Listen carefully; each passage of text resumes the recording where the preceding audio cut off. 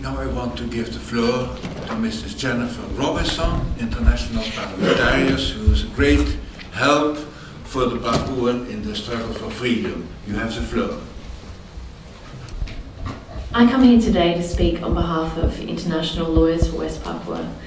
We don't speak for the people of West Papua, but we are a group of lawyers who are committed to speaking about the law and using the law as a tool to help and to protect the people of West Papua. International Lawyers for West Papua was formed to raise awareness about the West Papuans' right to self-determination, to document that right, a right that has so far been ignored and a right that was denied to them in the late 1960s. We also seek to raise awareness about ongoing human rights abuse in West Papua, which have at their root the denial of the right to self-determination in 1969. Human rights abuses which continue each day, and I could stand here all day talking about them. But it's fitting and appropriate that we stand here today in the Netherlands, in the Dutch Parliament, to talk about West Papua's right to self-determination.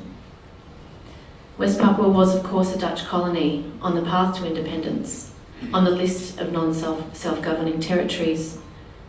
It was a territory that was held by the Dutch on a sacred trust. A sacred trust under Article 73 of the United Nations Charter. Self-determination is the most fundamental right, the most fundamental human right, and protected by international law. That sacred trust, under which the Dutch held West Papua and had promised them independence in accordance with their international obligations, was passed in a dubious agreement, the 1962 New York Agreement, to Indonesia. That was an agreement between Indonesia and the Netherlands that agreed to provide, in accordance with the Dutch government's international obligations and Indonesia's obligations that followed, a vote for self-determination in accordance with international practice, which at that time required universal suffrage, one vote for every adult. Indonesia, of course, acted in breach of that agreement. Just over 1,000 West Papuans were rounded up and forced to vote under threat of violence for integration with Indonesia, a clear breach of customary international law that existed at that time and the agreement between the Netherlands and Indonesia. The Dutch government's silence and failure to act in response to that egregious breach of international law renders them complicit with the breach, as the rest of the international community. If the Dutch government, the Indonesian government, the international community had respected their international obligations with respect to West Papua at that time, we would be standing here celebrating decades of independence rather than decades of oppression. More than 100,000 West Papuans, and it's estimated up to 500,000 West Papuans, have been killed or disappeared since that time. They continue to suffer rape, torture, widespread oppression. Their lands have been raped, environmental degradation on an enormous scale, their traditional lands stolen. And why? Because the Dutch government did not respect its obligations to provide them with independence as required by the UN Charter, as required by that sacred trust. It is important to revisit that history because it is that initial violation of the right to self-determination that is the cause of ongoing problems today. The Dutch government in the year 2000 commissioned a report that was written by Professor Drooglever, published in 2005. That report clearly documents what happened. It clearly documents Dutch complicity and what took place. It clearly documents the oppression of the West Papuan people, the fact that they were not consulted in the negotiations between the Netherlands and Indonesia.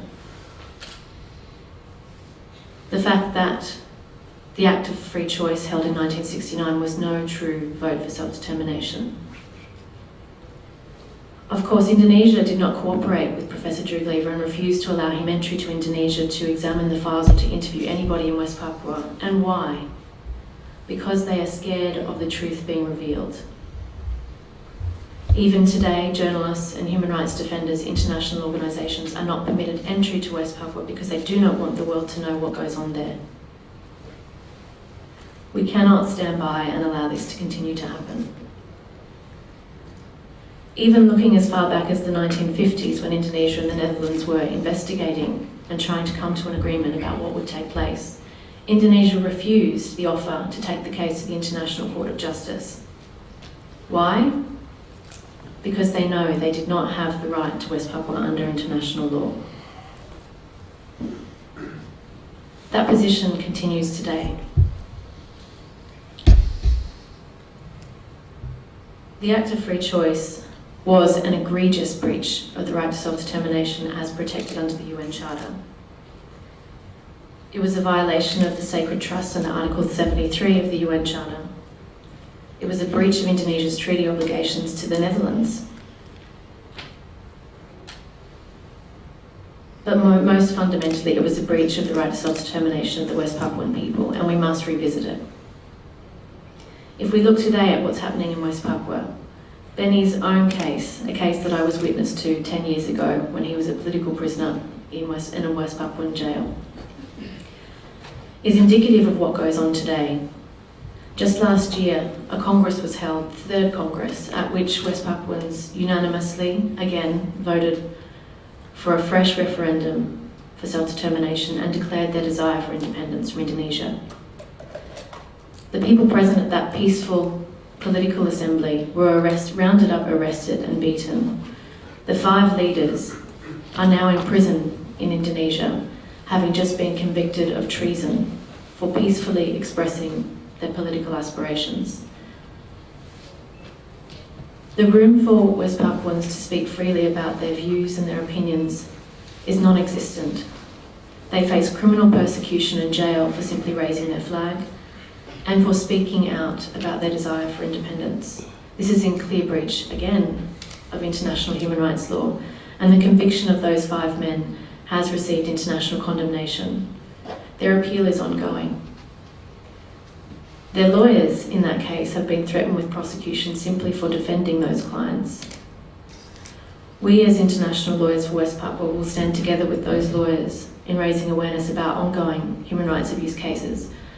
But it's time that the international community stands up and starts putting this to the United Nations. It's time the Dutch government stands up and recognises its obligations, the sacred trust on which it held the territory of West Papua, and it's time it starts raising it in the international forum, because they bear responsibility. They bear both legal and, in my view, moral responsibility.